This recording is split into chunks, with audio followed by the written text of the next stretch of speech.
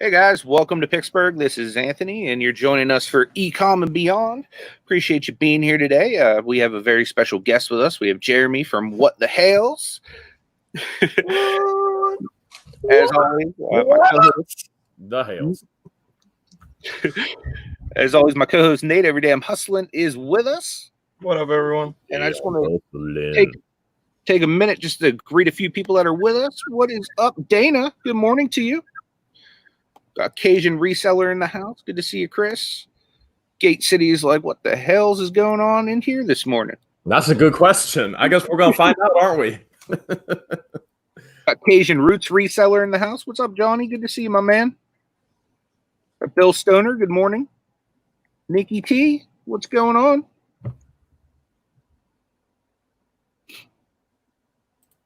I also appreciate Nikki T said happy anniversary to me and my wife. I appreciate that. How many years? We celebrated 15 years together yesterday. Nice. Well, technically, we didn't celebrate together because she worked a 12 or 13-hour shift, but but we did celebrate, which was awesome. Congrats, man! I didn't even know that. That's well, it's not like our wedding anniversary, so we don't really broadcast it. But I appreciate you guys saying that. Johnny said it too, so thank you guys very much. Uncle B in the house. What's going on, Jimmy? Good to see you. You got all the heavy hitters in here this morning, man. They all came to see you, man. DC Sells, the master of the license plate, is here. What is up, dude? Rev Resell. What's going on, my man? The man, the myth, and the legend. Got Kelly, the ego, my more. She's the master of the roundhouse kick. Fellow Yinzer, KJ, what is going on? Good morning.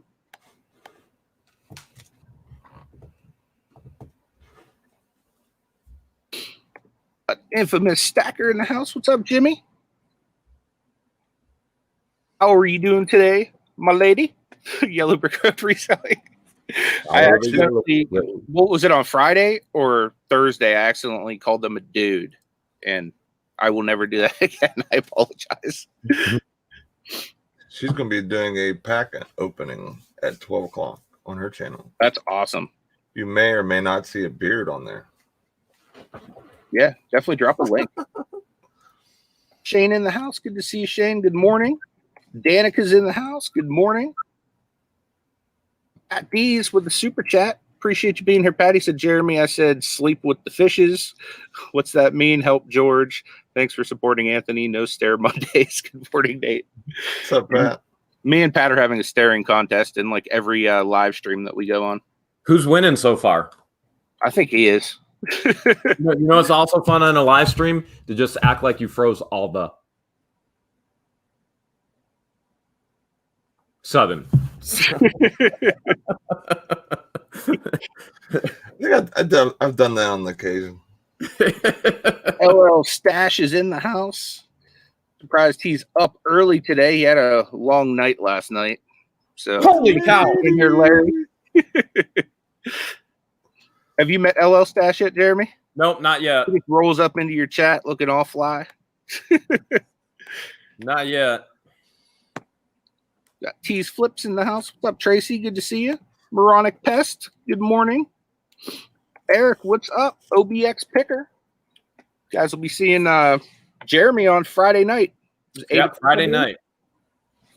Yep. George will be with me on Friday night. George couldn't be with me this morning. She's with her family. She's taking care of her dad. I think a lot of people probably already know that her dad fell from a ladder and was in ICU for quite some time. Fractured vertebrae, busted up both wrist surgery, the whole deal. So she's thankfully she's fun employed, so she pretty much can take care of him, all of his needs. He can't drive yet, things along those lines. But bless her heart for doing all that. You know, takes a special person to care for a family member.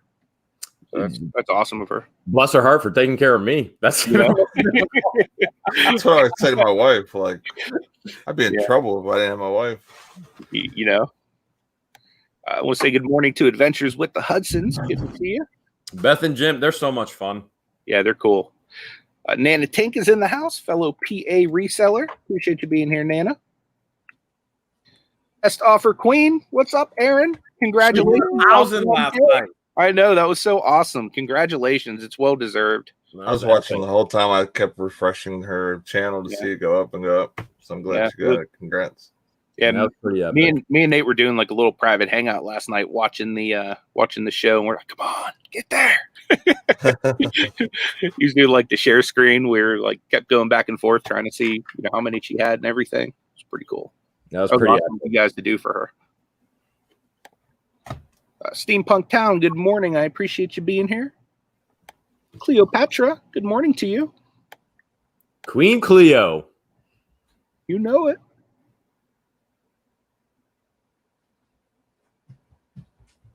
Monkey's Flippin' Adventures, I appreciate you guys being here as well. I think I got about everybody. If I missed anyone, feel free to say hello and we will greet you. I appreciate everyone joining us for the show today. It's going to be an awesome one. I'm super excited to have Jeremy here and to pick his brain.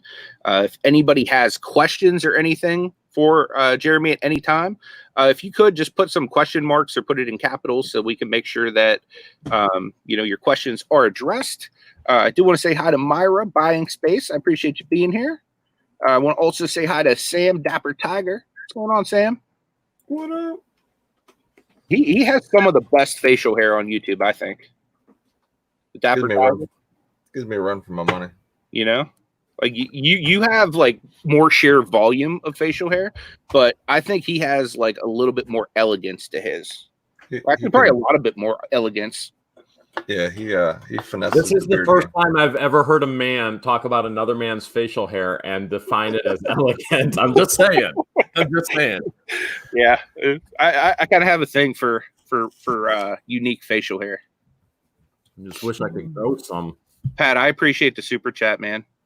Yeah, it takes me forever to grow it too. Like this is like months in advance working. He said he's the hashtag elegant tiger. There you go. There we go.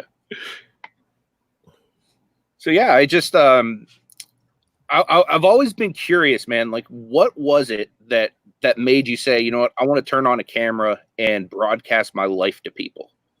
The craziest thing in the world. And when I mean the craziest, it was the girlfriend before George, and she was crazy.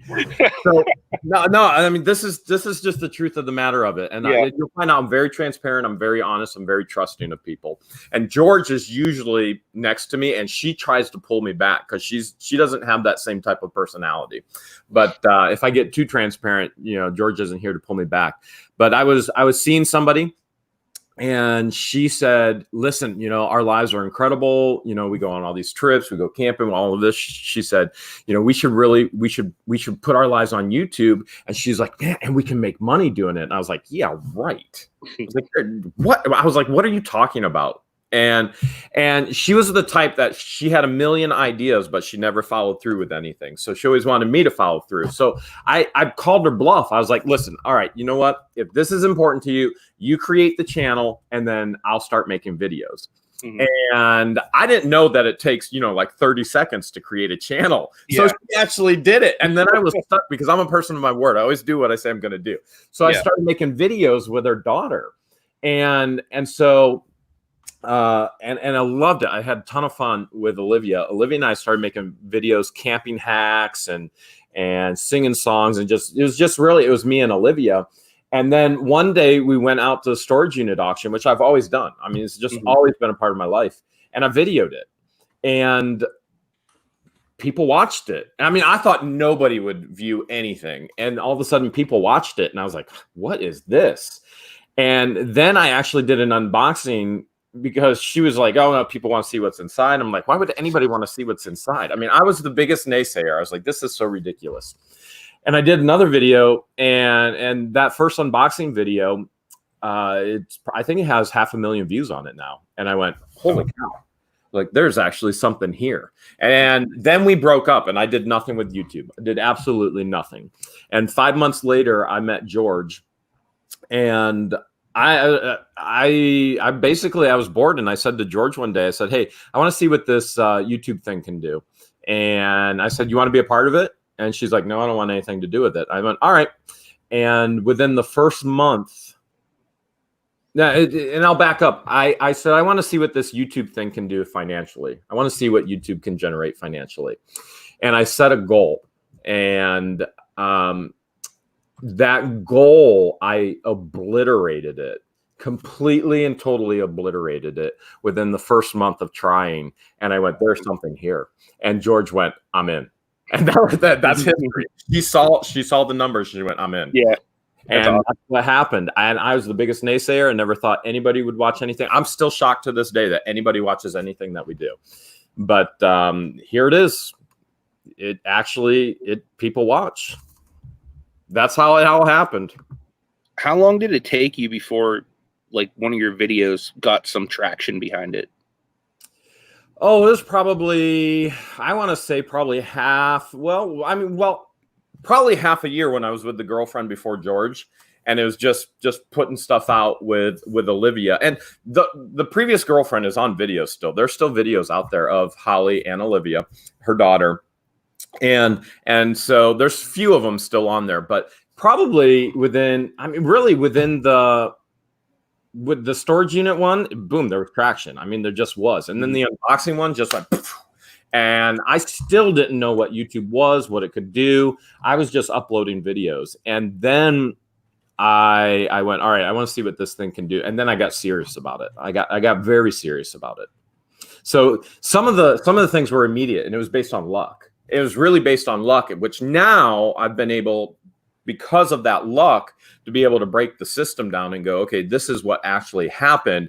And this is how you replicate success and how you do it again and again and again and again. That's awesome. Uncle B has a question, and I kind of had another question off of what you just answered, but Uncle B was asking, have you ever performed music in front of a live crowd? Oh, yeah, all the time. So Uncle B, I was a Christian Camp and Conference Center executive director, and I would travel. I would preach, speak, teach. I mean, whether it was universities, conferences, churches, you name it, I was all over the United States and frankly, all over the world. And so I have goofed around on the guitar and played some of the most ridiculous, silly songs you've ever heard, just to entertain kids and adults, just to make them laugh and to use humor to get into their hearts. And then as far as leading live worship, I've always let other people do that because they're better skilled at that than me. Mm-hmm. Yeah, I mean, you're fantastic with the guitar and with singing, though, man. Like, I could definitely, see you leading worship. You're too kind.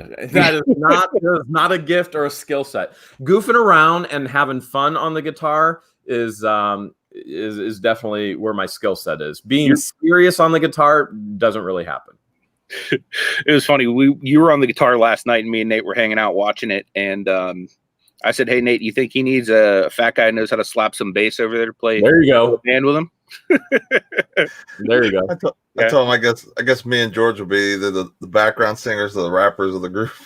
Buying I don't know how to play any space music. at Alpine Bible Camp at Appalachian Bible College when I was young. Buying space, I actually graduated from Appalachian Bible College. So I did their 4-year program. All right. And this is just the kind of person I am. So I did their 4-year program. I did it in 2 years. So that's a double major, Bible theology, and then camp administration. I did it within 2 years. And this is why I did it. When I registered and I went to ABC or Appalachian Bible College, I went to the registrar and said, has anybody ever doubled up the program? And they said, no, it can't be done. And as soon as somebody told me it couldn't be done, I went, all right, bring it. And that's the kind of person that I am. I just wanted to prove that it could be done. And so I actually graduated with a double major. I graduated with highest honors, believe it or not. It was insanity.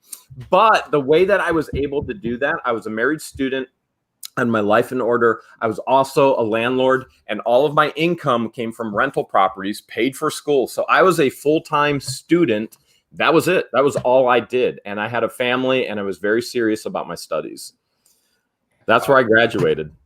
That's definitely something I wanted to pick your brain on a little bit today, too, because my background, I don't know if you know this, but I'm actually a licensed and ordained minister with the Assemblies of God and non-denominational as well.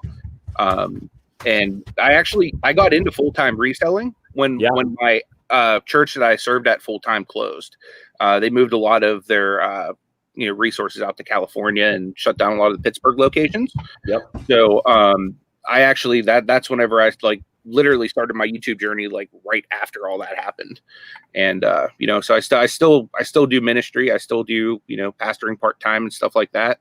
Meyer actually just shouted out, I have a second YouTube channel called Flippin Hope that me and Hip Flippin Mama do Bible study on every single Tuesday, where we just kind of hang out, we pray with each other, read through the Bible, and, you know, it's fun. So anybody wants to, you know, ever be a part of that, there's the link right there. You guys can go and subscribe.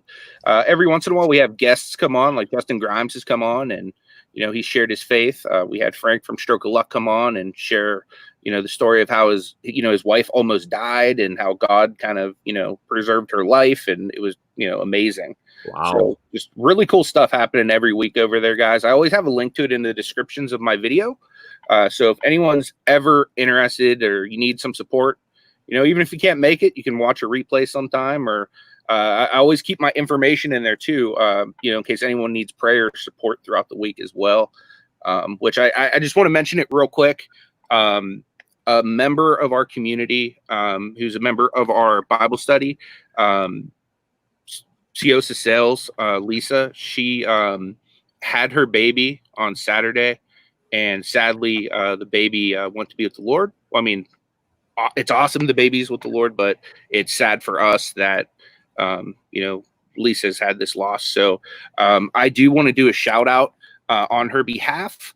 There was an organization that helped her with expenses and mementos for the baby. And I just want to share their information with you guys.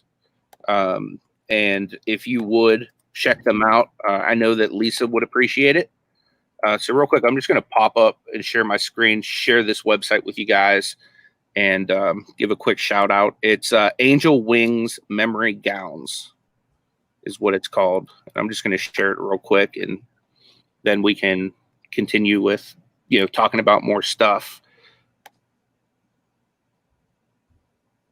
But if you guys would go and show some support to this organization, because they're doing great things for a member of our resale community right now. So I'd appreciate you guys showing them some love. So this is kind of the stuff they do. If you want, if you feel so led, you know, you can go give to them or do whatever. But they have done awesome things for Lisa. So I definitely want to give Angel Wings a shout out. That's amazing. Yeah, that's got to be so hard for her to go through that and have like, you know, an organization help her. That's amazing. Yep. So if you guys see her, just show her some love. You know, don't bombard her or anything like that. If she needs space, give it to her. But just let her know that she's loved and that you're behind her. Yeah, that's the most important thing. People need to know that they're loved. Definitely. Nikki P, you're too kind. She says I'm a blessing to us all. You guys are a blessing to me. Because let me tell you, like when my church closed, I fell into a little bit. I'm going to be honest with you. I fell into a little bit of depression because here's another thing you might not know about me, Jeremy. I used to be a professional wrestler with the NWA, and I had to retire because I broke my back and like pretty much crippled my body. So when my church closed down, it was like I couldn't just go get another job because I can't physically hold down like a job that I can't control based on how I feel in that day. So when the church closed down, I fell into a little bit of a depression, and through rediscovering reselling and this YouTube community, like it has drastically changed my life, and God has just blessed me so much through it. So are you saying I'm a blessing? I guess I'm blessed to be a blessing, because like literally like you guys make my life so much better. Well, you get to use the natural skills and the spiritual giftedness that God blessed you with through another venue now on YouTube. I get that. Like when I was with the Camp and Conference Center, I mean, I was also teaching. I would take up to 6 students. They would earn their masters with me. So I was actually a professor, and so I was a master's level professor, fully accredited. And I didn't have that opportunity when I wasn't with the camp anymore. I had all these creative outlets. I mean, I would build these huge conferences, and I had the military come and land Chinooks on the property. I had whips made by the guy who made the whips for Indiana Jones, and we would. I mean, you name it. You probably. We had a circus on the property. We built a swimming pool, the design that came from Japan, and then all of a sudden, I go through a divorce, and boom, it's all gone. Gone. And YouTube, believe it or not, YouTube became that venue for me as well to go, I still get to teach, which is part of my heart. And I still get to give back to others, which is part of my, it's ministry heart. You have the same thing. I get that. And it's a creative outlet. I actually get to, it's the creative outlet. I'm not building conferences and camps anymore, but now I'm building videos, and it's a creative outlet for that to see, how funny can we be and things along those lines. So YouTube actually provides a great outlet for people. Yeah, absolutely. And from a perspective of a believer, it's a great mission field too. There's plenty of people that could use encouragement that might not feel comfortable going into church. Yep. Tanya's asking, how did it affect your family life with you doing 4 years of school and 2? So Tanya, really, in all reality, it was great. So I was married then. I had a 4-year-old, Chelsea, my oldest, who is 21 now. She'll be 22 this next month. But Chelsea was 4 at that time. Daddy was home. So we lived on the college campus in married student housing. Daddy was always home. Mom always was just mom. And so that's a huge job as it was. So my ex-wife, she never had a job. And she was always home. We were always financially secure. We never had to have 2 incomes, things along those lines. And so for family life, it was mom and dad are home. I was at class, come home, study, the whole deal. Chelsea, at that time, we were selling on eBay. We set up Chelsea her own eBay, and I used Chelsea's eBay to establish college fund for herself. So she was in every picture and every item and in every description and said, hey, this is going towards my college fund. That's awesome. Chelsea got to learn a lot of business as a 4-year-old during that time. So for the family, everything was fine. That was probably the most fruitful time of growth within my family. That's awesome, man. That's really cool.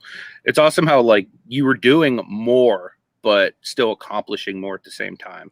Here's the crazy part. Other married students, they would go to me and they'd be like, how in the world are you doing 2 years of college in 4? And I would go to them and I go, how in the world are you a full-time student and working full-time? I was like, that's insanity. That was insanity to me. I was a student for 2 years. I had income flowing in. And so they had the harder job. They were working full-time, providing for their family, and they were full-time students. And many of them, both husband and wife, were actually working. Whereas in my situation, mom and dad were home. I had income flowing in from rental properties. All I did was a student. I had the easier position, trust me. Yeah, sure. Cleopatra's asking, she has a hard time trying to figure out how to do an auction. Presenting the items alone, any advice? She already has somebody to moderate for her. Have you guys done any auctions on YouTube yet? We have, yeah. My advice would be have fun with it. So think of this is from our perspective. What we did is Georgia presented the aspect of auctions to me multiple times, and I told her I don't want it on the channel. That's not what our channel is about. I had a very, very designated path for the channel, and it had to fall within these guidelines for the channel. And so Georgia talked about doing auctions. So she was doing auctions on other people's channels, and then when she presented it a different way, well, what if we do bulk auctions and then resellers can actually sell from it? And I went, that fits the channel. Because what we're trying to do is empower, we're trying to encourage, we're trying to inspire, we're trying to educate people, and they can then put all that into practice. So for us, that fit within what we were doing, and we wanted to make it fun with the minute to win it. So for me, when I watch a lot of the auctions, I personally can't stay tuned to hours and hours and hours of auctions. I mean, it doesn't fit who I am. Other people, they love it. So for me, it had to be fast paced somehow, some way. And that's where we did the minute to win it to make it fast. It's smart that way. And then you figured people were throwing in probably, I would imagine probably bigger numbers because they're trying to almost snipe it. you know, It's whereas like a a regular auction, you don't have that, and then it drags out with people just like, you know, because we do an auction once a month. And typically our auction does last like, and our auctioneer, Hip Flippin Mama, you know, it's hard on her when it goes long. So yeah, that might be something that, you know, because you guys and Justin Grimes are the only ones I've ever seen do it that way. And I was just like, wow, that's really, really cool. Yeah, it's just to keep it moving. It's just to keep it moving, because here's the thing with YouTube, whether you're creating a video or whether you're doing a live auction, if things don't move and you don't move your viewer from one thing to the next and if you don't keep their attention, they're gone. They click out. And so for Queen Cleo, I would say you have to figure out a way to actually keep their attention, keep the viewer engaged. You have to somehow keep the viewer engaged. So think through that. For us, we've used that with the actual minute to win it. And it doesn't hurt that George and I are doing it together. I mean, she doesn't want to talk. She doesn't like talking on the camera. It's not her thing. It never has been her thing. She does it occasionally, but she's much more comfortable. She just wants to be the Vanna White, put it under a camera, and let Jeremy do all the, you know, the hype. And so if you can get a good hype person, that works well. That works well too. But keep the viewers engaged. And as long as they're engaged, they're going to continue to have fun with you. Make it fun, and you're going to have success, no doubt. Definitely, I agree with everything you said there. I do want to say thank you to Blood, Sweat, and Sale for the $5 super chat. Super, super nice of you. Definitely not expected, but always very much appreciated. He says, so nice to have like-minded people online. Thank you all for your ministries. And he says, hi to you, Jeremy. Hey, Blood, Sweat.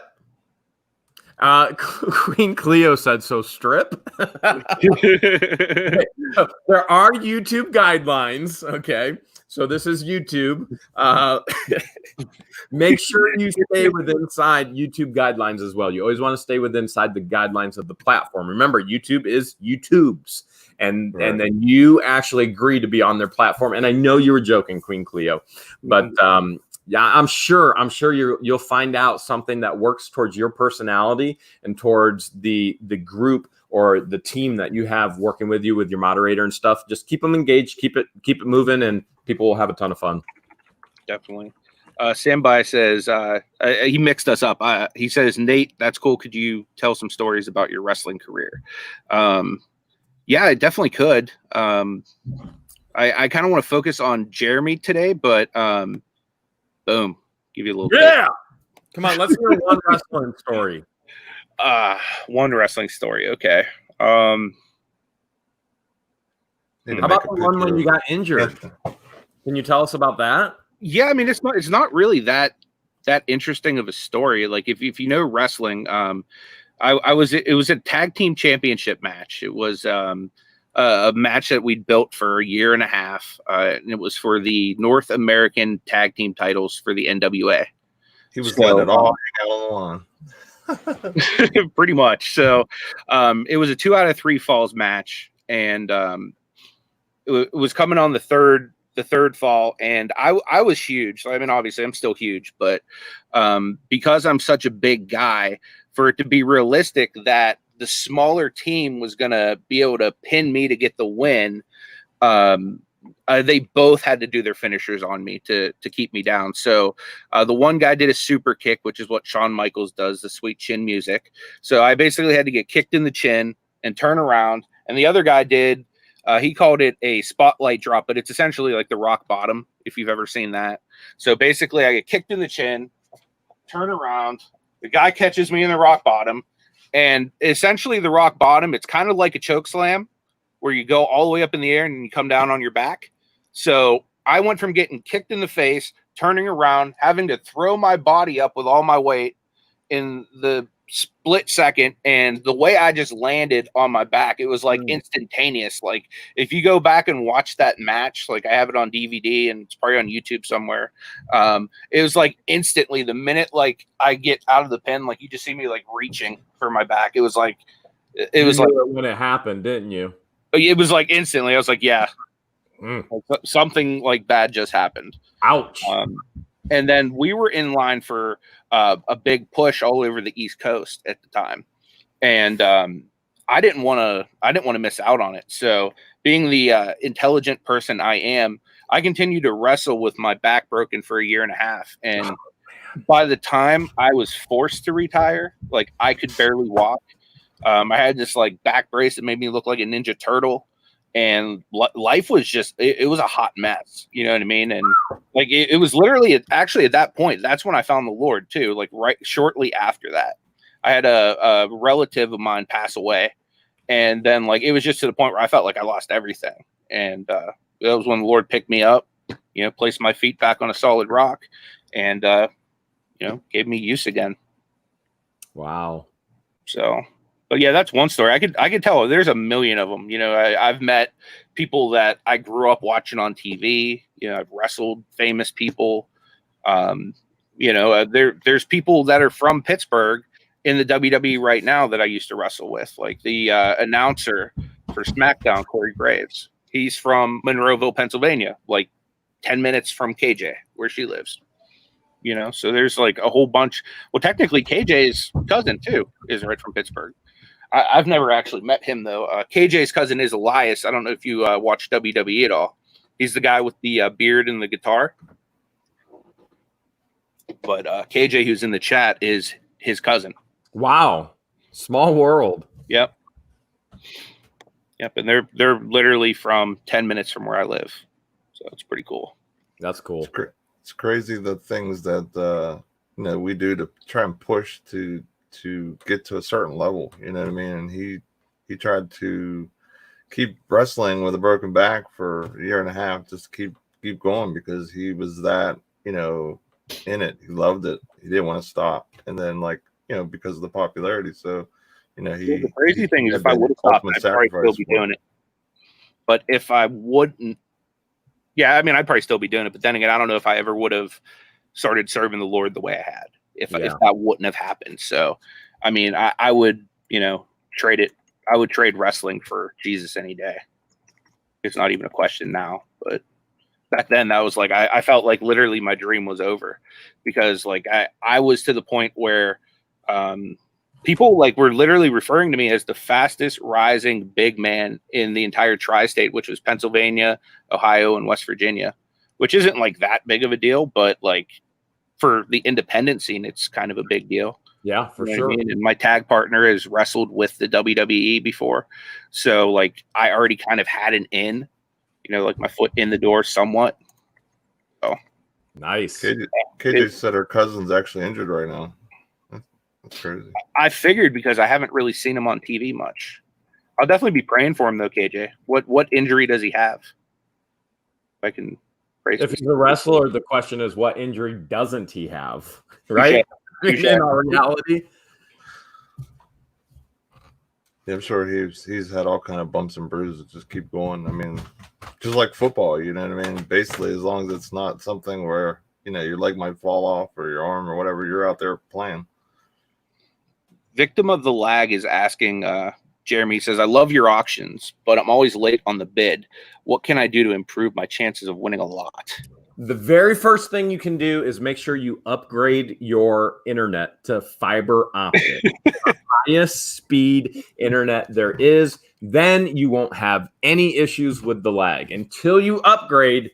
Or, you know, what we had found that Walmart actually has the highest speed Wi-Fi out of anywhere.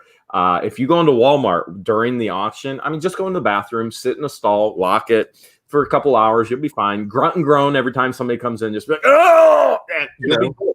So you don't even have to upgrade to the fiber optic. Just go to Walmart, sit on a toilet in the stall, and you're good to go. Brown, little Doody Brown action, that'd be good. There you go. I dropped the ball on that one. My computer at the 33 minute mark, we have our first.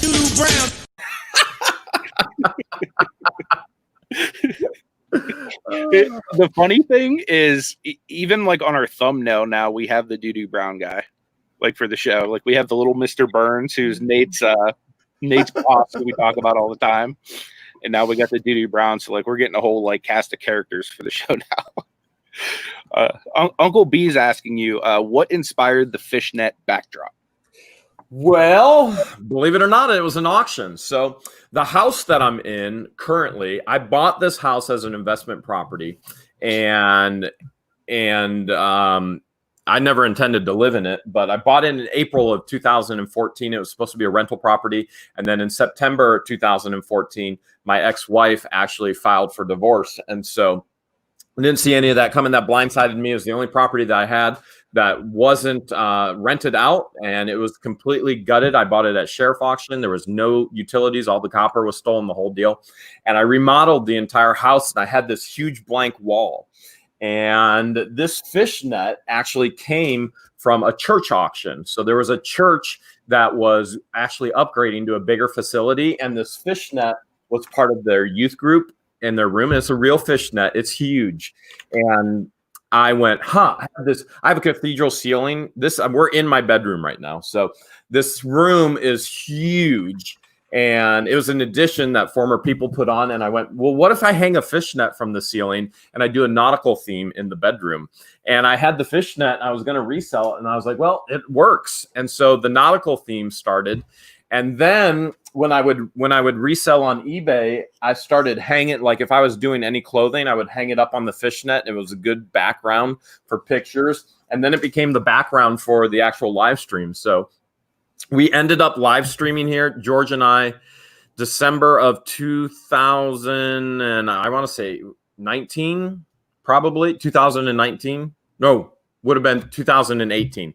December 2018, we said, once we hit 10,000 subscribers, we're going to live stream every Sunday. We had no idea what we were doing. We had no clue. And we decided we were going to set the live stream up here, and that was going to be the background. And so we just keep adding to it.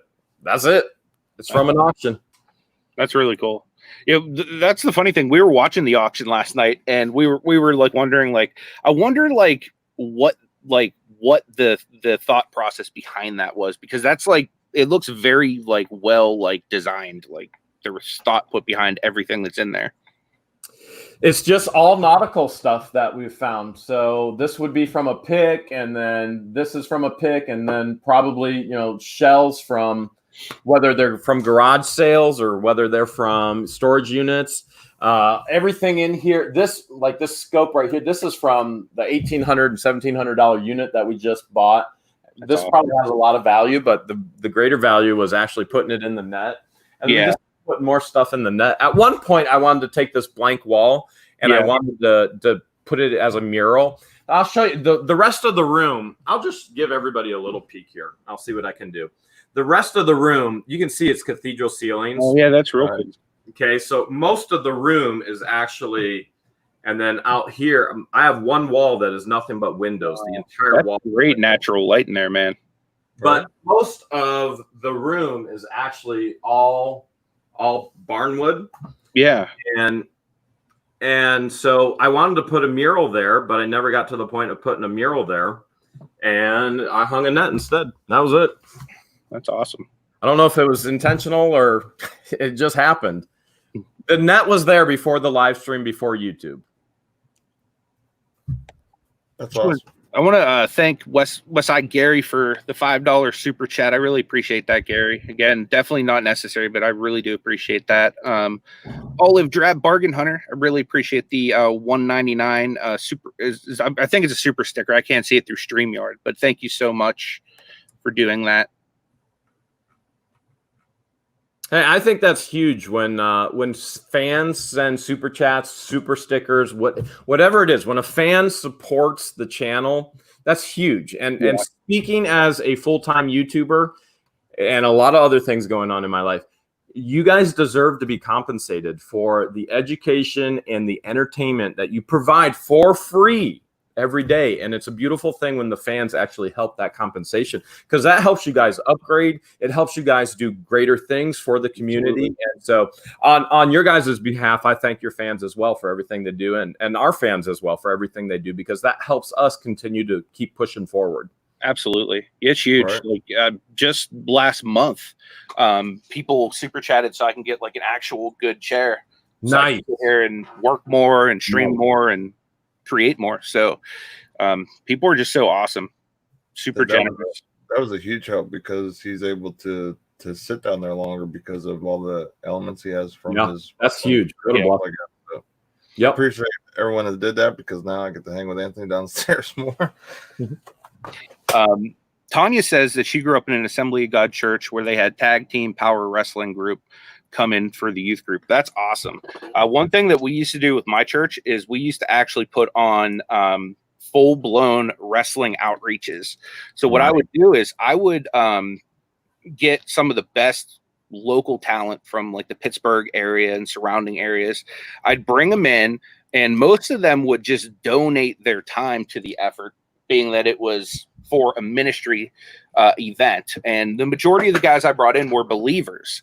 So the cool thing is after each match, the guys would share testimonies of how they came to know Jesus as their savior. And then at the end of the show, the wrestlers would all stand around the ring and pray for the people that came. And it would just be a free outreach. We'd be giving stuff out for free. And so, yeah, it's a great way, like, that God will use like any talents, you know what I mean? Like just the fact that I knew wrestling and how to promote shows and stuff like that. I was able to use that to help like reach people for the Lord and stuff, and use it as an evangelism tool. So that's really cool to hear that happened in your church too. Wow, Cody lived across the street from China. That's pretty cool. That's awesome. Gate City Picker would like to know what's your best locker and worst locker? Best locker is probably going to be the ones that we just bought before the quarantine. So we keep referring to them as the $1,800 and the $1,700 units because that's how much it paid. And there was buyer's premium on top of that. So really, I just paid under $4,000 for those units. Those units have $50,000 worth of brand new tools. You've got antiques. There's like no garbage.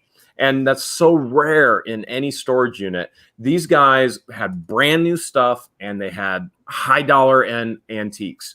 Toys, antique toys. I love toys. I mean, I'm just a big kid at heart. I'm a 43-year-old, 12-year-old, okay? So that unit by far is the best unit. As far as worst unit, I don't know. I mean, when you find mice poop and you find, I mean, we tell everybody all the time, you're always going to find 3 things in your units, okay? You're going to find, or a combination of them, but one of them is going to be in there. You're going to find porn, you're going to find adult toys, or you're going to find drugs. And that's like almost every unit, like 99.9%. And even in the $1,800 and $1,700 unit, we did find porn. But that's, you know, whenever you find that, well, actually, I will tell you about my worst unit ever, which actually was kind of one of the best. This is when I was the executive director of a Christian camp and conference center. Also, my students, which we called it the apprenticeship team, they were working on their masters. One of their major projects, they had to establish a thrift store. And the thrift store, all the income from the thrift store went for scholarship funds to take inner city kids to bring them to camp to give them the experience. And so They had to establish a thrift store. We went out and bought a storage unit, and that's the way we did it. We funded the thrift store with storage units, or that's how we got the materials in there. Mm-hmm. And there was a refrigerator. There was a stainless steel refrigerator. I had 50 plus buildings on the 175 acre Christian camp, and I needed a refrigerator. And I bid on this unit because there was a stainless steel refrigerator. I won the unit for $145. I put the refrigerator in the horse trailer. Behind the refrigerator is a gun cabinet. There is more ammunition than I've ever seen in my life in any single storage unit.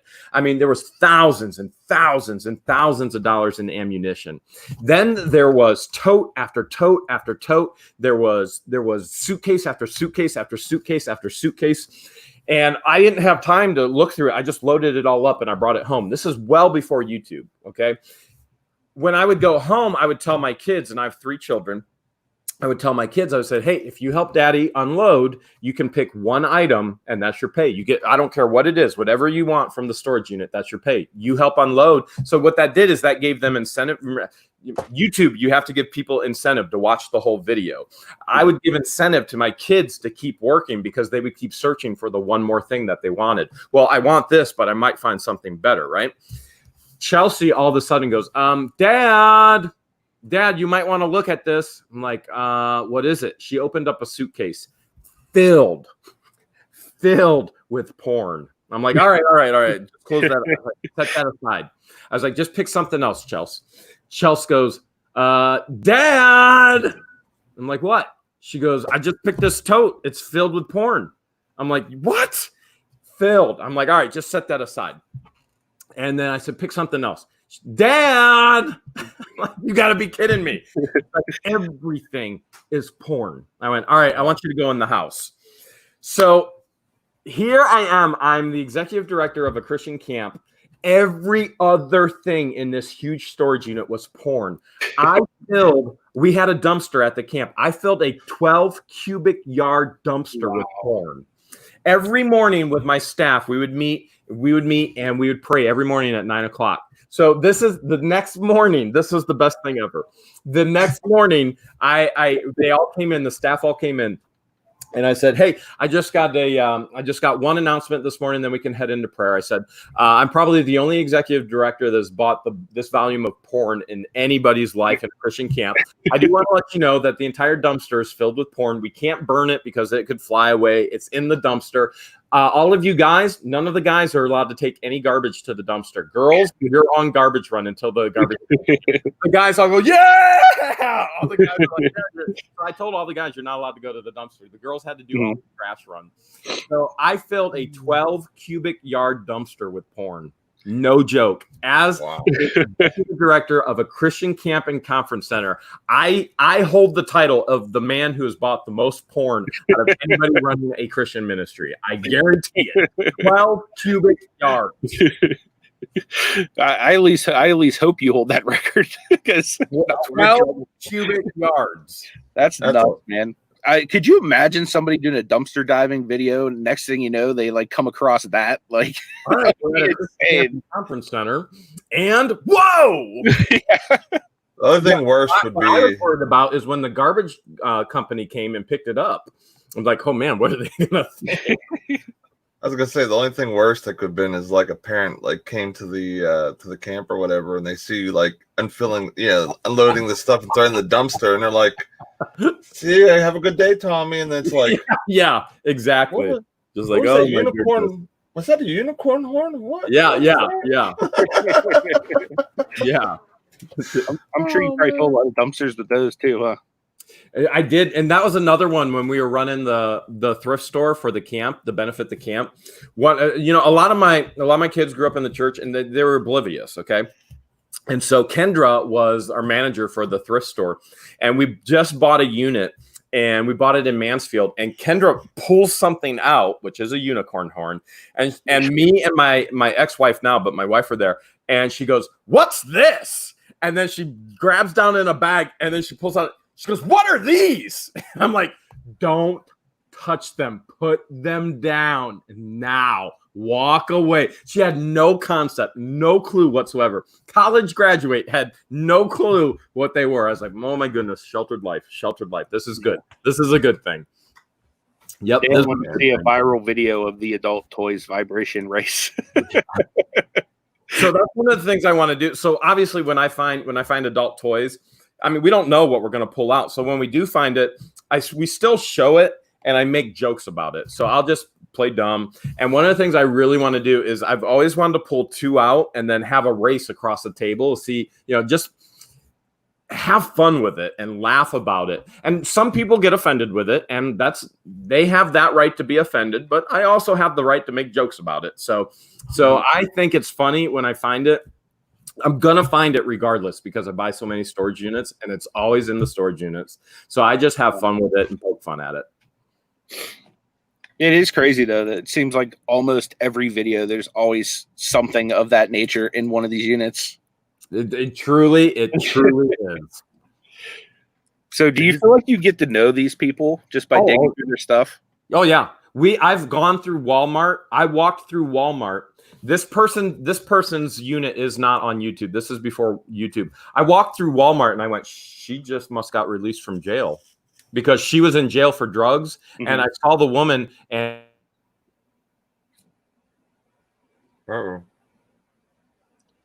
the funny part is he just talked about doing this earlier in the show. Right. So I thought about holding it too. and she had a person OD in her. So I've walked through Walmart and I've gone, man, well, look at that. We were just on Facebook Marketplace this week, and somebody was selling a trunk of military stuff, and we like that kind of stuff. And we saw the name on the military tag, and we bought their unit. And I contacted the guy and I went, hey, where'd you get this? And he goes, I just got this house foreclosure. This trunk was in the basement. I was like, we bought their unit. We have all the rest of their military items. Wow. So, just weird things like that. You feel like you know them for sure. Like I can tell you a ton of stuff about a ton of people that nobody would ever want to know about the people in these storage units. And sometimes we do tell, and sometimes we don't. So Sambai had asked what my wrestling name was. It was Tony Hansen. You can't really see from the card, but yeah, Tony Hansen. I was part of the Hansen brothers. We were a tag team. Bop. Bop. Bop. Whenever I first started, I was on the road with the guys. We, we'd stop at a bar in a town or something like that, and they'd have karaoke or something.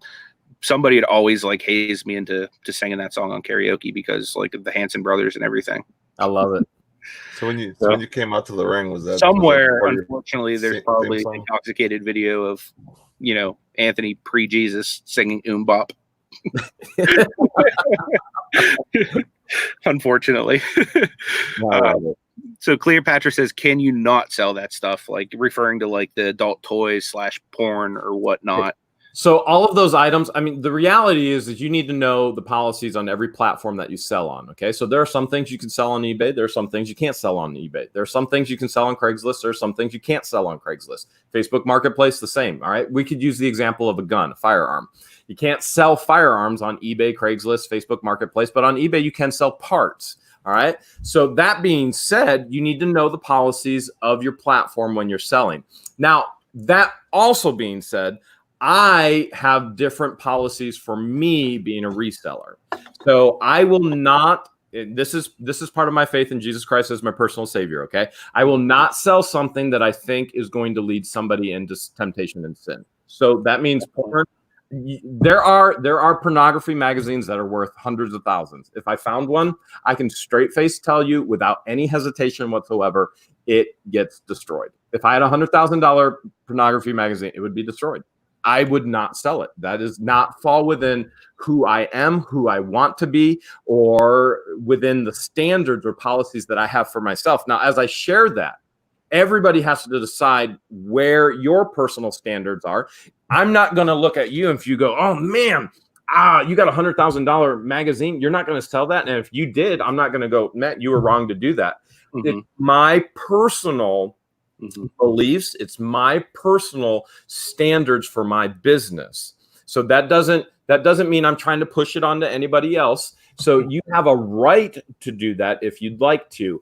I deny myself of that right because I don't think it fits within who I want to be or what my business wants to be as I live my life for Jesus Christ. So that's just the answer is yes, you can sell those items, but that is not something that I particularly want to participate in. I could dig it. It's like your own business policy or whatever. Just like how eBay now, you can't, if you have managed payments, I think you can't even sell that type of stuff. Same thing. Like you set your own policies, so I can dig it. Yeah, definitely. I kind of do the same thing. I wouldn't I've said it before, if I found Wiccan books or, anything like witchcraft stuff or, porn or any of that stuff. I just, as a believer in Jesus, I wouldn't want to, exploit people to those things. I don't mind selling Bibles and stuff like that. You know what I mean? God bless them. If they're going to pay money for a Bible, they're going to read the thing. So praise the Lord for that. So I'll sell stuff like that. I tell people all the time, I'll sell pretty much anything that I can make money on, but not at the expense of leading someone else astray. You know what I mean? That's the one thing I wouldn't do either. So I can respect that. Yeah, we find Wiccan stuff all the time, astrology cards, and that stuff. We find thousands and thousands of dollars worth of that stuff, and it all goes in the garbage. It gets destroyed. It gets burned or it gets destroyed. Again, that's my personal standard for my business. You just got to know, I'm not saying Jeremy's holier than thou or anybody else, or Anthony's holier than thou or anybody else. It's just the standard that we uphold for our personal businesses. You just got to know where your boundaries are for your business. Yeah, and let's just say, like, being fully transparent, even as somebody who serves Jesus, if I were to come into a dumpster full of porno, like, that would be tempting for myself, not just other people. Oh, yeah. So for me to, like, you know, say I have like an entire shelf behind me full of porn, like, there's going to be weak moments where I'm going to be like looking at that, like, kind of like Adam and Eve were probably looking at that apple, like, or, you know, like, pretty appetizing right now. So, like, for me, I just try to stay away from it. But, I do want to say thanks to Justin. He said that it doesn't even feel like work when he's listening to the show. So I appreciate that, man. Makes me feel like we're doing it right. Right. Yeah, that's a good point, Dan. Money should not compromise morals. Yeah. Yeah. And really, like, the Bible teaches that all the gold and the silver belong to the Lord anyway. So really, if I'm strapped for cash, really all I gotta do is ask the Lord, you know, and he'll bless me. Kent wants some jacuzzi time. I went to Canada a few months ago to drop off a FBA package because it was like super expensive to ship it, and my wife wanted to do like a Valentine's Day getaway. So I was like, hey babe, why don't we go to Niagara Falls, knowing that there was a Canadian Amazon warehouse like literally an hour from where we'd stay. So like we set up to go all the way out there, and during this trip I may or may not have watched the Canadian Resellers Roundtable while in a jacuzzi. Nice. And, it lives in infamy now. So Kent wants to see a little more jacuzzi time. Say good morning to Fat Elvis. What is up, my man? Hip flipping Mama's in the house. Mama. You know, every time I see Mama, it just makes me want to smile. Nate. Oh, look at that. Look at that. Nate, what was that YouTube question you were asking me before we went live? So, like, you know, we do lives. You guys do lives. You guys do pre-recordeds. Is it better to do, like, you know, how, like, say our lives are like an hour and a half, and then our pre-recordeds are, let's say, like 10 minutes, 15 minutes, or 20 minutes. Is it better to try and have like longer videos, or like try to keep them similar in length, or would a 5-minute, 10-minute video hurt because, say, my normal watch time or retention is say 20 minutes a video, like my average or whatever? Would that hurt me if I did like a 5-minute, even if they watched the whole thing? Okay, so anytime I share advice on YouTube or even reselling or anything whatsoever, I got to put a disclaimer out there. I'm not always right, even if I make it sound like I am, okay? And things change. So you could be viewing this a year later and things could have changed. That being said, when I share answers to this stuff, you've got to be like a gold miner. You got to put it all in the pan. You got to sift it out and let the dirt fall to the ground. Pull the nugget of gold that applies to you. Because what I say isn't going to apply to everybody as a YouTuber. But if you have a YouTube channel, let's start with lives versus pre-recorded. Okay, lives typically are not going to get anywhere near the promotion or view time of a pre-recorded video. And really, the reason is the content of the live. Okay. Now, this is typical. This doesn't mean in all cases, but the reality is your live streams are not going to appeal to a mass group of people. They're going to appeal to a small niche of super fans. And I do encourage any channel to make sure you do a live stream once a week, but don't oversaturate your super fans. You want to keep your super fans hungry to keep coming back for more, thirsty. So when we started live streams, we were regimented. It is an hour. It's only an hour. You have to keep people thirsty and hungry coming back for more. Now we have the auctions and we're going 3 hours. It kills me. I can't take it. I'm like, this is too much. And then George would be like, no, it's not enough. And we'll kind of go back and forth. So your pre-recorded videos are always going to get better traction than your live streams. Again, this is a generalization. It's not always true, but your live streams are only going to appeal to a mass that big, whereas a pre-recorded video is going to appeal to a mass larger than that.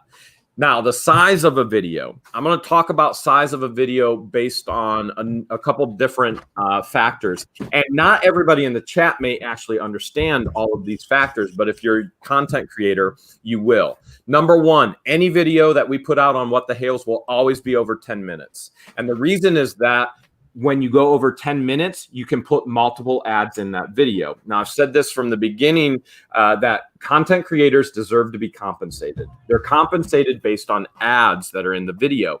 When a viewer watches the video from the beginning to the end, YouTube pushes that video. And when they watch the ads and not skip the ads, the YouTuber makes more income. I work well over 40 hours a week providing YouTube content for people who consume it. Well over. It's more than a 40-hour-a-week job. And that's on top of everything else that I'm doing. So when I'm buying a storage unit, then YouTube is taking 40 hours of filming it and editing it and compiling it and uploading it. And some people will sit there and they'll complain and go, you have too many ads on your videos.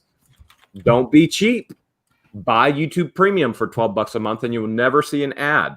Or don't complain about free entertainment. And that's what YouTubers are doing. They're providing you with free entertainment.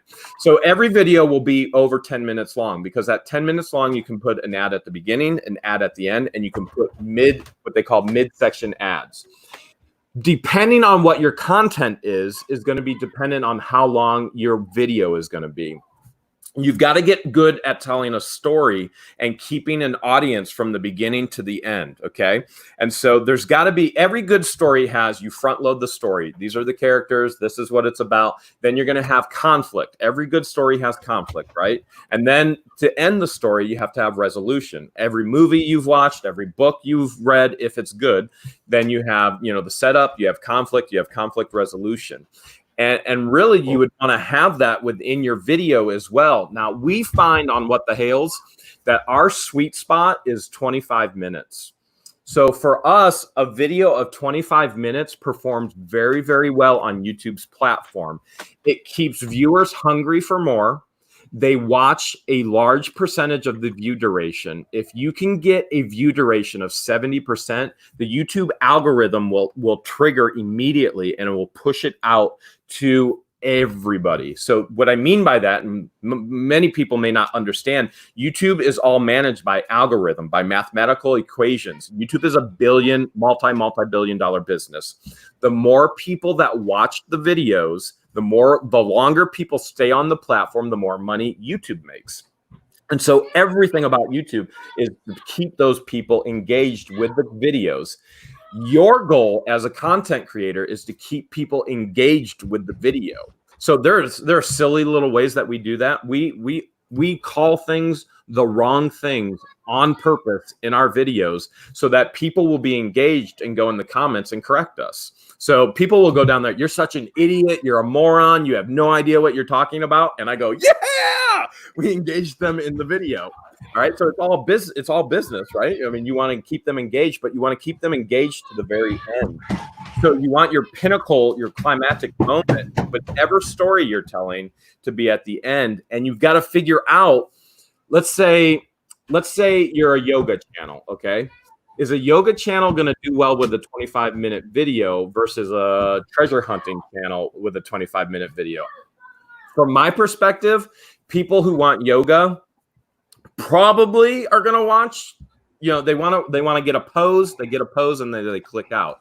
You've got to figure out how to keep people on your channel for as long as possible and figure out where your sweet spot is. During quarantine, this was my thought during quarantine, and I was dead wrong. I'm going to up it to 35 to 40 minutes of a video because more people are at home. They're going to spend more time on the channel. And I was wrong. It actually hurt the channel. The longer video I went hurt the channel, and I had to pull it back to the 20, 25-minute videos. Although the coin pusher videos are doing really, really well at 30 to 35 minutes. So you got to figure it out. Where's your sweet spot to where you have an average view duration? You're always going to do better on YouTube. YouTube comes out and tells content creators, you're always going to do better, perform better as a channel with a longer video versus a shorter video. If you go 3-minute video versus a 30-minute video, they're going to rank your 30-minute video better than they would your 3-minute video. I always encourage, absolutely always go over 10 minutes because you want to have mid ads in your video because you're being compensated for your work, for your art. So for you guys, whether you're doing bolos or this is what I sold on eBay, you've got to figure out where that sweet spot is to keep viewers engaged, to watch the maximum amount of the video to where YouTube will then push it. I would always encourage over 10 minutes. You have to be over 10 minutes. All right. As a YouTube content creator, every single video needs to be over 10 minutes. Then you've got to figure out where your sweet spot is from there. But you also have to figure out, Nate, you got a story to tell. What is the story of your video? So a lot of times George and I will ask each other when we're doing unboxings, what's the story? So we'll video and then we'll go, okay, well, what was the story of this? We have to pull the story out. What's the story? And then I literally will edit toward that story. So there'll be times when people will call us out in the videos and be like, oh, well, you said something, but you referred to it before and it didn't even happen yet. Well, it didn't happen because I edited it to tell the story better. So I did take it out of sequence. I took it completely out of sequence to tell the story, to get to the pinnacle moment, to keep viewers engaged. So from a YouTube point of view, you have to get very good at telling a story. Anthony, you're in full-time ministry. If you were preaching, you should know how to tell a good story. All right. You should know your 3 points in a poem, and your videos should get to that point as well, to where there's a common theme in the story. You're setting it up. There's conflict. There's resolution. For us, you may see competitions. You see a lot of competitions within George and I. Why would we do a competition? You guys answer me. Why would we do a competition in a video? Get more like people will have like competition basically to see. They want to see who wins and watch it to the end. It's all about view duration. We're trying to get them to watch from the beginning to the very end to see who wins. If you put a competition in there, they're going to hang on to see who wins. Okay. So we could just do a normal unboxing. We could go, look, this is what we found today. There could be no theme. There could be no story. There could be no competition. If we theme it, we find the story in the unboxing, or we do a competition. Now, all of a sudden, you're keeping view duration up. Once you keep view duration up, you actually are getting pushed in YouTube, and you're growing a channel in YouTube, because YouTube is growing you because they're pushing your videos out to more people. You have to figure out how to keep people engaged. Competitions are an easy way to do that because people want to see who won. That was a very long answer. Did you get any nuggets of gold out of that? Oh, yeah. Yeah, definitely. Absolutely. Rev wants to know, do you think the algorithm changes after you become monetized? All right. So here's the very first thing I want to say in regards to monetization. All right. We're talking about it openly here. You will never, ever hear us talk openly about monetization on What the Hales. That is not something that I would ever encourage any channel to openly talk about with their subscriber base, okay? Because I think what that does is that actually cheapens it for the subscriber base. And again, these are all my opinions, so I could be completely wrong. But it does not change. The algorithm doesn't change once monetized, okay? The algorithm is still going to be based on 2 things. And there's multiple algorithms within YouTube. And a lot of people right now going, Jeremy, how do you even know this? I know this a lot from failure, dumb luck, and a lot of studying of YouTube. We have a YouTube customer care for us as well. We've got so much that we've figured out in this. YouTube is the easiest hard thing you'll ever do in your life, okay? This is how easy it is. YouTube will promote your video if you have a high click-through rate. High click-through rate means they click on your thumbnail. If your thumbnail is just... I see thumbnails of some people out there. They're just putting thumbnails out of boxes. Okay. It's just boxes. How does that entice anybody to click on a thumbnail?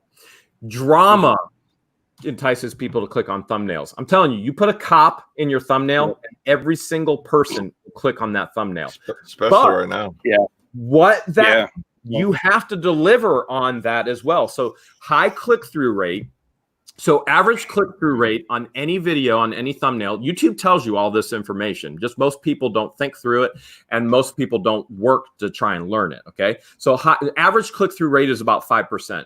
If you can get above 10%, your click-through rate, that's good in the algorithm, all right? We've got some right now from last week. They're in the 20-25% click-through rate. They're in the algorithm. We had an incredible week last week. So that's phenomenal for us from a channel. So YouTube looks at your click-through rate, which that's your thumbnail. You have to have good thumbnails. If it's just you doing this with an item, nobody's going to click on that. Your super fans are going to click on that. But if YouTube, you know, is going to push your video, you have to have some kind of drama. That's why you see O faces. We call them the O faces. So there's drama or there's tears. You'll see tears, and we'll do this and we'll do that. And we try and find that theme and that story from that video. You have to fulfill what you promised in the thumbnail as well. So we'll get a lot of people go, oh man, Jeremy, you know, you clickbaited us. Well, first of all, people don't understand the term clickbait, first of all. So what we did is we used really good marketing. We created a thumbnail, and we have horrible thumbnails as well, and then we have some really good ones. So your marketing, a picture is worth $1,000. Forget the words. It's worth $1,000. Okay. You guys are selling on eBay. You're selling on Amazon. You have to have a good picture to get people to actually click to buy the item. And that's what you're doing on YouTube. Whether you're monetized or not, you're selling yourself. You're selling your channel. You are a product. You are either inspiring, you're educating, or you're entertaining. Okay, you're a product, and your thumbnail is what sells it. So you have to get people to click on your thumbnail. That's number one. Number two, you have to deliver, and you deliver and your average view duration. YouTube, that is the key thing. 99% of what YouTube looks at is your click-through rate of your thumbnail and your average view duration. Again, if you get a 70% average view duration, you're killing it. YouTube is going to push your video. When YouTube pushes your video, anybody and everybody can see it. That's how a channel grows. That's how easy it is. It's the easiest hard thing you'll ever do. You have to figure out how to be a masterful storyteller. You have to have great thumbnails that show drama, that give people a reason to click, and then you have to deliver on what they clicked, and you have to carry them along in the story to the end. And once you do that, you've got a formula for success. And there's a million different ways to do it. Competition in a video will keep people engaged. You can probably come up with a million other ways to keep people engaged. That's how you create a successful YouTube channel. The algorithm isn't based on monetized or non-monetized. I was in the algorithm way before I was monetized, and I'm in the algorithm now that I am monetized. It's just based on fulfilling the needs of the viewer and keeping them engaged on the platform. If you guys can do that, your videos will grow like crazy. Again, another long answer. Did you get any nuggets of gold out of that? Tons of them. Yeah, absolutely. Big shout out to Grimes Finds, by the way. He said, listen up, guys. He learned a lot from this weirdo. Appreciate it, Grimes. So you've seen our thumbnail for our show today, for example, right? I did. What did you think of our thumbnail? What do we need to improve our thumbnail to have it on your type level? And again, I'm giving you constructive criticism. Please don't get hurt. Okay? Yeah, right. Live streams do not get views. Okay, it's your super fans.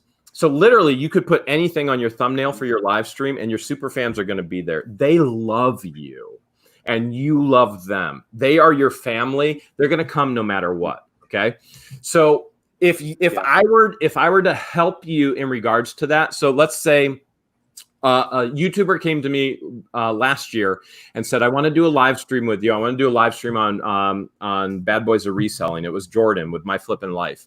And he said, how can I get myself to get people to click on this? And I said, you have to give them drama. I said, don't just put Bad Boys of Reselling. So what we did is I gave him a picture of me and George whispering secrets in each other's ear. And the drama was, we're telling secrets. And that was the drama. We gave Jordan the picture, and then he held the live stream, and he hit 1,000 subs because the thumbnail engaged people going, oh my goodness, Jeremy and George are telling secrets on each other.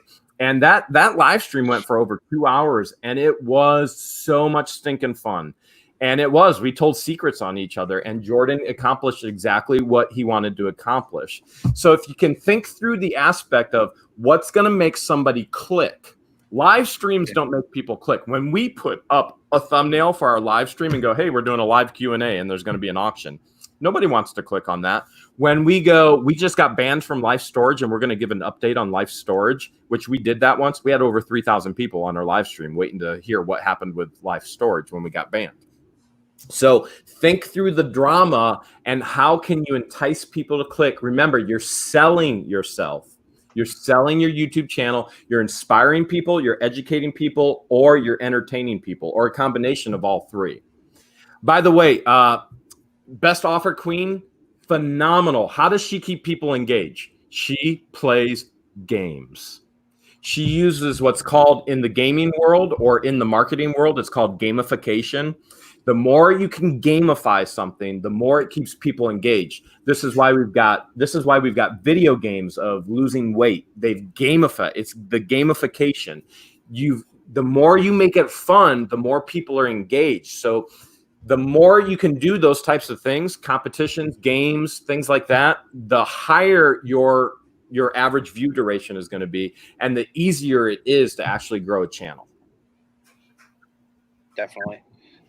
Rev just gave me a great idea. He said that I should edit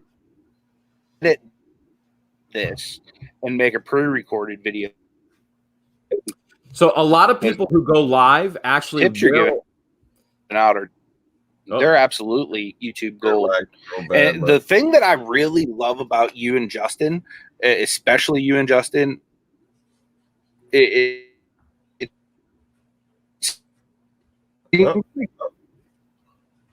Anthony, come back. We're losing him again, huh? Yeah, I don't know what's going on with his internet. We keep losing in and out, Anthony. Mine real time. My cat knocked out my router. You're live now, but you're lagging. So I'm on. You're slow. Spot. That's why. Oh man. Oh, the hotspot's killing it. Cat knocked out the router again. Yeah, you're like going half speed right now. Close a bunch of your chat windows. Can you guys hear me good then? If you have other windows, you hear me good? You're better now. A little bit. All right. So anyway, what I was going to say is that they're willing to share these tips with people.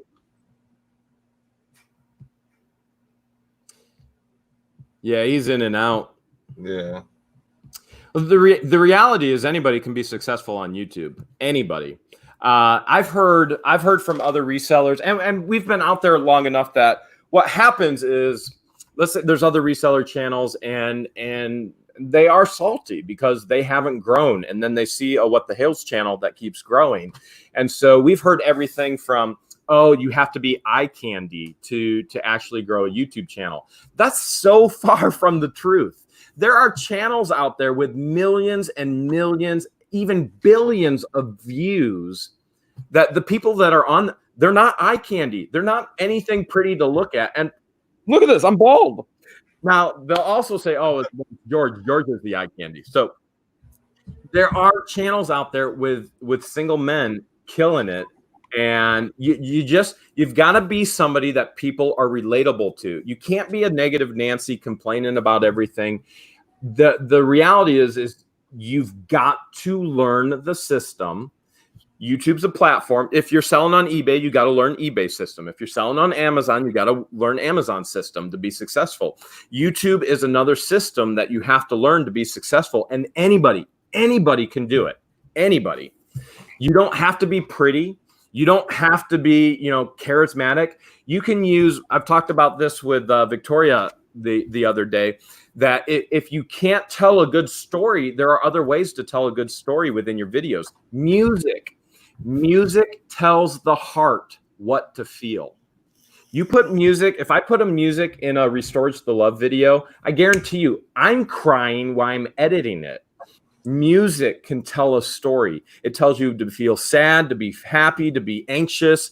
Music tells the story. So you can do it with music if you're not a good storyteller. Text can tell a story in your videos. Anybody can be successful. There is no excuse. You can't go, well, I'm not eye candy. I'll never be successful on YouTube, or I don't have the right equipment. I do everything on a Samsung Galaxy. Everything on What the Hales has been done on a phone. I do not have the right equipment, and I do not know how to use anything. So don't be negative. That's another tip. Do not be negative. If you're a reseller, don't be negative, or any kind of channel. Don't be negative. You'll have a small flock that like to complain that will come to you, but you're going to push the majority of people away, because most people want to be around joyous people. Okay. There's a Bible verse. He who refreshes others, he himself is refreshed. When you give to others, you feel better about yourself as well. The refreshment process. And that's something that we get to do with YouTube and with storage units and things along those lines too. So that was a long answer to fill the gap that when Anthony was glitching. Are you back, buddy? I believe I am. I didn't know I was glitching until like after the fact. So yeah, hardcore. He was literally moving at half speed. Like it was crazy. Yeah, my bad, guys. Yeah, Lynn said that she's unsubbed to negativity. I have too. I mean, like you got to be really mindful about what you let in. You know what I mean, and what you let take up residence in your mind and your heart. So, and anytime that something produces a negative feeling within my mind or my heart, I try to block it out and just move on and do me the best I can. Exactly. I'm way too busy to have to deal with negativity. Yeah, for sure. Like ain't nobody got time for that. They get zero headspace in this big melon of mine. Yeah. Pretty much all I can say is negativity is right. We don't like it either. There seems to be a lot of it in the reseller community. My philosophy is this. Resellers work at home typically. They don't have enough social interaction. And so what they gravitate towards is creating drama online.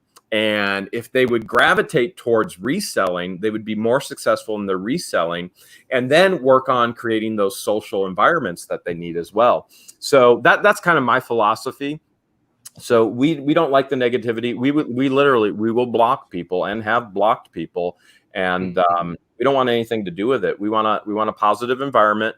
We want to inspire, educate, and entertain people. Yeah, and just from being a member of your chat, like that's the environment you feel like everybody's fired up to be in chat, like every single time. And with as fast as your chat moves, like to see how fired up people are, like because normally like with a fast moving chat, it's like hard to keep up, but like. Yeah, everybody's super positive in there, and it's really, really awesome. Yeah, we've got a phenomenal core fan base, and I mean, I'm telling you, they feel like family. They really feel like family. Absolutely. Yeah, I mean, I can't tell you the people that I've met through YouTube. Like, Nate's like one of my very best friends, and we met from doing YouTube. Yeah, it's cool to see how complete strangers that stumble across a video like become really good friends. Yeah, we met the Grimes family through YouTube, and we've gone to Texas. I went to Texas. If Justin's still there, I think I was in Texas 3 times within the stretch of 6 months. So, and we're headed back there again as soon as we can get on the road to go out there and hang out with him and Rob. And then we're going to go over to California and hang out with Renee and Casey. And nice. So, yeah, I mean, YouTube has opened up these relationships that feel like family. We love it. We absolutely love it. Definitely. Well, if you're ever in Pittsburgh, I got a Permane Brothers sandwich with your name on it, man. Nice. That's what's kind of cool. We're so close to you guys. Like you guys are in Ohio, we're in Pennsylvania. I know you guys are possibly moving down to Florida Well, that would be a winter home. That would be a winter-based home. So everything's going to stay up in Ohio. From Pittsburgh, I'm probably 2 hours from Pittsburgh, maybe 2.5 hours. Not far at all. Yeah. Yeah, like I said, if you're ever through, man, like I would love to, treat you guys to a meal or whatnot. Yeah, we'd enjoy that. We'd have a ton of fun with that. Yeah. Either that or do a collab or something. If you guys are doing like a storage locker or something, you might need a little extra help. I'd help you out and come hang out. You guys should find one in Pittsburgh and then say, all right, we got a auction. Swing on over and get you guys to buy your first one. Yeah, that would be awesome. I think most of the ones around here, what we've seen, are all online. Like there's not any, like on your videos, you guys have some that are, the public auctions where you're able to go and check it out. Basically, exactly like Storage Wars or whatever. Like you go to the property, you can basically smell, look, and see exactly what it is versus just getting photos.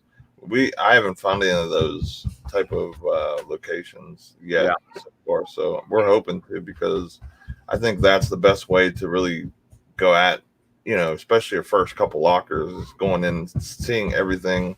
And not only that, like you can use your scent too, because you might go to a locker and smell doo-doo brown or a little bit of cat smell or a little bit of cat pee or whatever, and the funny thing, we would find doo-doo brown in a locker. Like me and Nate decided, we're like, hey, we're gonna go try a dumpster diving video, and literally the only thing we found in those dumpsters, we were in PetSmart, and literally there's just mass quantities of like pet poop in there, and it's like, it figures like that would be like for us, like that's like us finding like a score is like the doo-doo brown. Hey, let me give you guys another tip just for the fun of it, okay? Awesome. There are different types of videos that generate different kinds of income on YouTube. So there are higher level income producing videos and lower level income producing videos. If you find, let's say you find a gun, okay? There are channels with millions of subscribers that all they do is they do gun reviews, they shoot guns, the whole deal.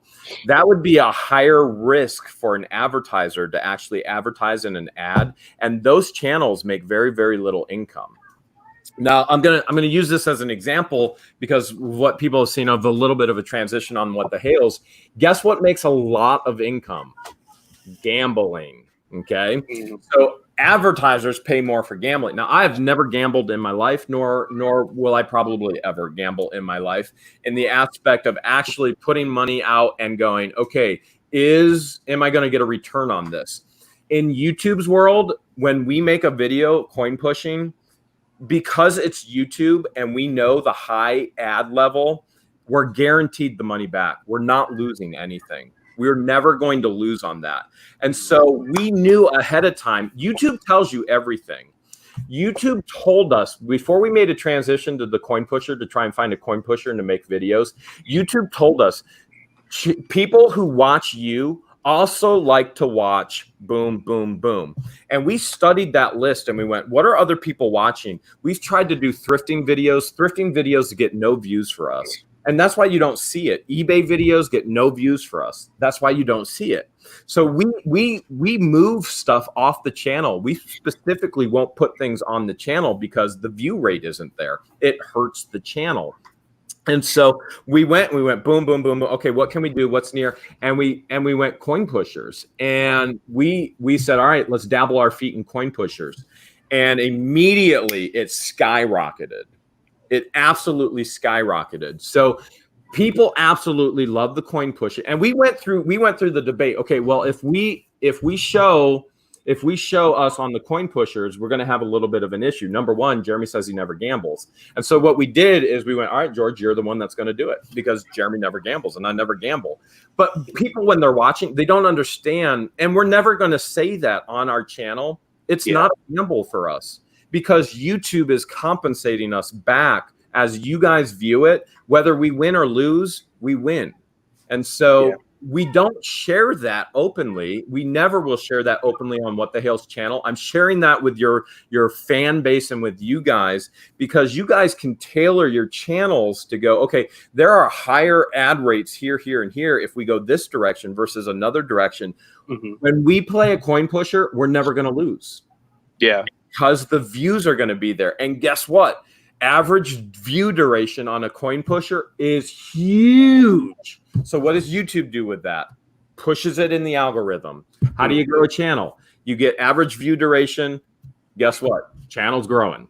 So that was a very deliberate business decision for the channel to make that transition, to flirt with it, to see what it would do. And it's been tremendously successful. But you guys, nobody knows that behind the scenes, because we don't share that in the videos. We're never going to share that, but we're sharing that with you guys here, the faithful fans. If you got a channel, you can make those transitions and those business decisions as a channel to go, okay, how do I grow my channel? That was a very deliberate channel decision to grow. Very deliberate. So my question for you then would be, does it hurt you as a channel? Because I've heard of larger channels, larger than us, I should say, you know what I mean? Because in the grand scheme of things, there's people in YouTube that have millions and millions of subscribers. But as somebody who's a larger channel than me and Nate are, I've heard people that, you know, are several, you know, milestones ahead of us that will say, you know, if I'm doing eBay content, I'm going to do it on this specific channel. If I'm going to do yard sale content, I'm going to do it on this channel. And like, they'll kind of niche down their stuff to kind of get the algorithm to push it more. Do you find any truth to that in what you've studied of YouTube, or is it going to help your channel regardless of what you're putting out there? Like, for example, the storage unit stuff, the live videos, the auctions, the coin pushers. Do any of those kind of work against one another? Well, YouTube's going to tell you that every video is independently ranked on its own. Okay. Okay. So if you put out a video that completely and totally flops, and we have plenty of videos on the channel that have completely and totally flopped, that's not hurting the channel per se. Okay. So let's say we put out an eBay, and we have eBay videos, and we have thrifting videos, and we've gone camping, and we've done this, and we get no views, what we would consider no views. Those videos don't hurt the channel. Those videos just don't get promoted. But what happens is you want to be on a consistent basis with your viewership. If you continue, let's say I've got coin pushers. All right. So Friday and Saturday, we put out coin pushers, and we put them back to back on purpose. All right. So keep in mind, you know, I'm talking business with you guys. Yeah. When it's YouTube on What the Hales, it's entertainment. Okay. And it's education, it's entertainment. On our live stream, we do a lot of education, but the videos are entertaining as we educate you. You're getting the behind the scenes look at the business part of it now. We put coin pushers back to back Friday and Saturday. So you're actually going to see one again today. We did that intentionally. Number one trip, right? And film multiple videos in your one trip, maximize your trip. Okay. Yeah. And then what it does is, those people that are watching that video are hungry for the next one because you only gave them 35 minutes. And so we went, well, here's another one. And they're hungry for it. And now they're going to get another one tomorrow. They've been begging, you know, George, let Jeremy play. Now, we do that on purpose. George, when are you going to let me play? When are you going to let me play? That drives social interaction. Let Jeremy play, George. Why won't you let him play? Well, today I get to play, and the outcome you'll have to watch to see what the outcome is. That's awesome. There is a deliberate decision in Friday, Saturday, Monday in regards to, there's going to be 3 coin pusher videos in a row, which we've never done before. Our first philosophy was we were releasing on Thursday and Saturday coin pushers, and we were releasing on those days on purpose, very intentionally, because those days get the highest views of YouTube videos on YouTube platform. So we actually flirted with new content on purpose to see what would happen on the highest viewed days, and it worked. And not everything we do works, okay? But it worked. And now we test the system all the time. So like today we went Friday, Saturday, and now Monday, we're testing the system again. And this is how we get a lot of our information. We test, come back and evaluate, test, come back and evaluate, test, come back and evaluate. Most people on YouTube that haven't had success, they just throw stuff up. They don't think. Thinking is the hardest thing in the world to do. That's why so few people do it.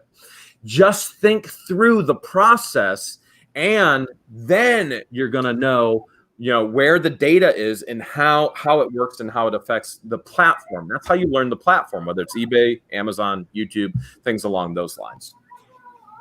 That's awesome, man.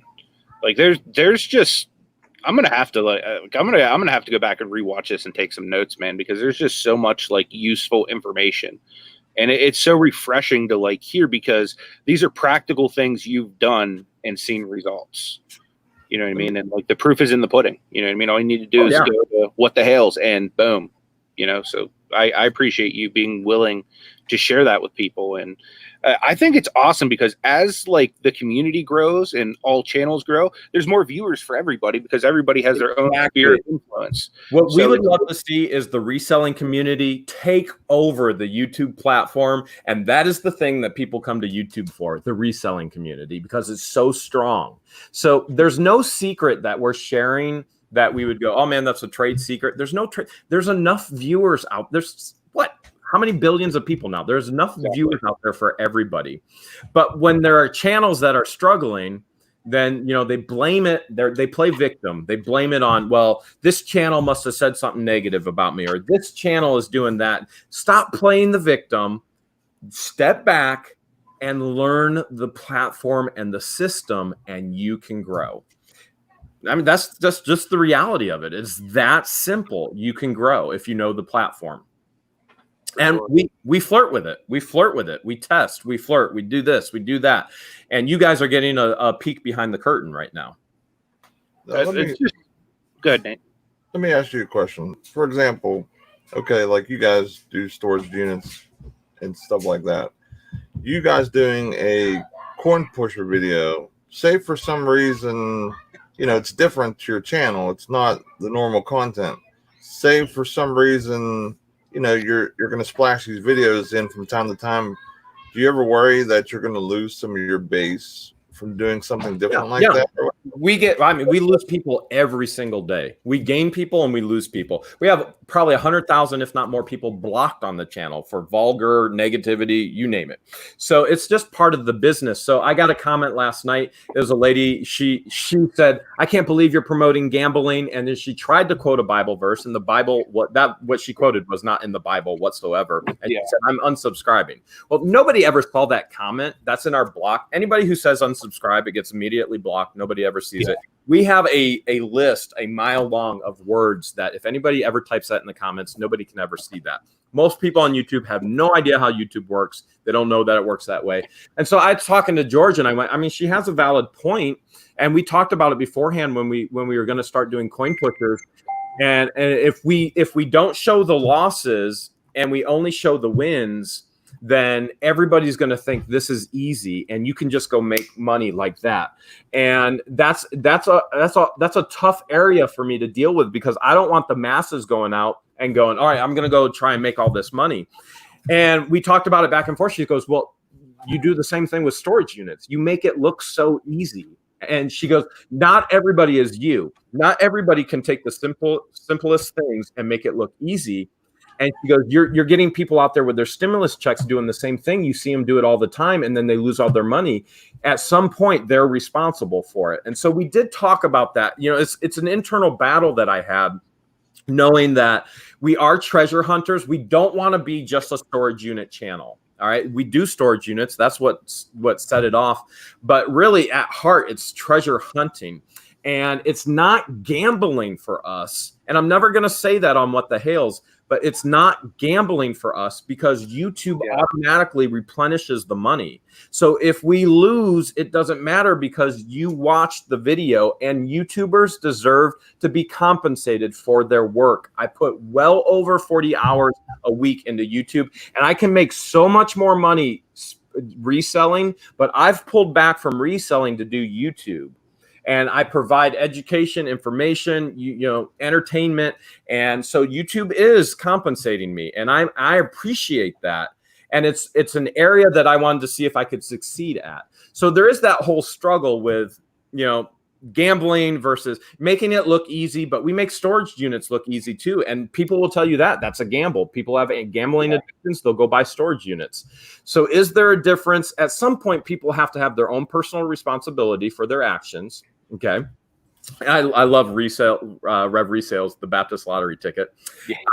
Yeah, she would hate you. And I promise you, the bigger your channels grow, you get more and more hate, more and more hate. They will say the most vulgar things. We get death threats, you name it, we've gotten it. Okay. We've had the FBI at our front door, my front door. And we have pursued litigation with other YouTube channels for slander and defamation.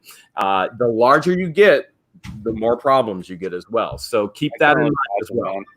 Like, because we're tiny and we've seen some stuff, you know what I mean? So I can only imagine, the wars and stuff that you guys have had to kind of wage. So I feel for you for that, man. And I appreciate you still continuing to be a positive influence on the community in spite of the stuff you've had to deal with. So thank you. I definitely appreciate it. I love giving. I'm in our relationship, I'm the giver. I just that's just who God created me to be. If George was here right now, she would be pinching me going, you're too far, you're too far. And so she becomes a floodgate to actually hold me back a little bit, which is a good balance in all reality. And I mean, I've been in ministry my whole entire life. My whole life was devoted to giving and giving and giving and giving, whether it be time or what have you. But I love sharing the information to help other people be successful. That has also burned us in the past as well. I mean, we've shared with people who then have turned, and so we've gotten to the point. We were at the point where we said we're not doing any more collabs, we're not doing any more lives with anybody, we're not doing anything with anybody on YouTube. And then we went, wait, this is a core of who we are, giving. And so we've been able to open those floodgates back up. One of the things I've always wanted to do, I wanted to take channels and I wanted to have private. I mean, I used to have students with me all the time working on their masters. I wanted to take smaller channels and go, all right, this is how you grow, and just do it for free on, through StreamYards or whatever, and not broadcast it everywhere, but just go, hey, this is how you grow a channel. This is how you can be successful.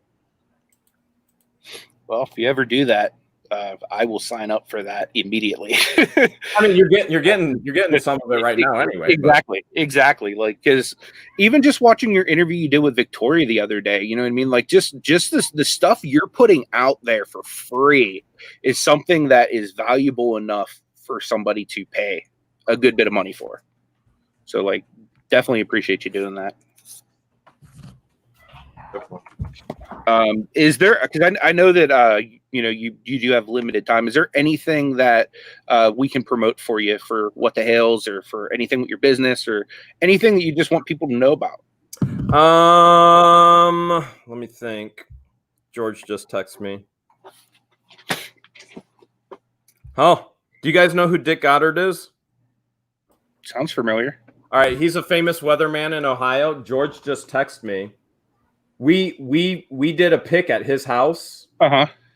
He's a famous weatherman in Ohio. We picked his house. There's 3 videos of it. He has COVID-19. So George just said, in regards to promoting, I don't know. I don't know that we have anything coming up. Watch What the Hales. And if you don't watch What the Hales, watch another channel that you can learn from and that you can connect with. And there's one more tip for you. The more people you can have on your channel, the more personalities that people can actually connect with. So you've seen me actually transition in some of my tenants who are working and employees. So it used to just be me. Then it was me and George. And then it's me and employees, or me and employees and George. The more personalities you can bring on a channel, easier to make the content, more people for other people to gravitate towards personality. So if they don't like Jeremy, and there's plenty of people that do not like me, they might like Christian. And if they don't like Christian, they might like Patience. If they don't like Patience, they might like Gwen. If they don't like Gwen, they might like George. And if they don't like George, they might like Jeremy. that it makes for an easier dynamic for people to actually gravitate towards a personality, and people will gravitate towards a personality and identify with you. There's another free tip. That's awesome. I want to say thank you to Jonathan for the $3 super sticker, man. I really do appreciate that. Not expected, always appreciated. Erin is having a celebration live on her channel tonight with Hales. So make sure you guys swing by there. It's at 8:30 Eastern time. Here's the link if you want to click on it and set a little reminder. And I'd appreciate it if you guys help her pad those stats a little bit, since she just hit that 1,000 last night. So go over there and show Erin some love. I'd appreciate that. And also, don't forget to subscribe to What the Hales. There's the channel right there. And if you guys would leave a thumbs up on your way out today, I'd appreciate that to just show a little love for our awesome guest. We'd appreciate it. Anything you want to say, Nate, before we head out? Tomorrow we're going to be on my channel, and we're going to have Storage Legends on the show. So that's my buddy. We're going to stay in the Storage Locker community and hang out with a few different channels. So definitely don't want to miss that. And we just appreciate everyone coming and hanging out with us, and especially Jeremy, and taking time out of his busy day and dropping some nuggets of knowledge and just having a good old time. Yep. And I want to thank Danica, too, for the super sticker. Thank you so much, Danica. You are amazing. Our good friend Jimmy, Uncle B, Old School Flips, is having a premiere that's starting right now. So if you guys would do me a solid, I'm going to have Jimmy drop the link in the chat. You can go over there and hang out with us. I'd appreciate that. Show him some love and support. I'm sure you'll see his eyes bugging out of his head like, what? So I'd appreciate it, guys. We'll see you tomorrow morning on Nate's channel. Thanks again for everything. Thanks for having me, guys.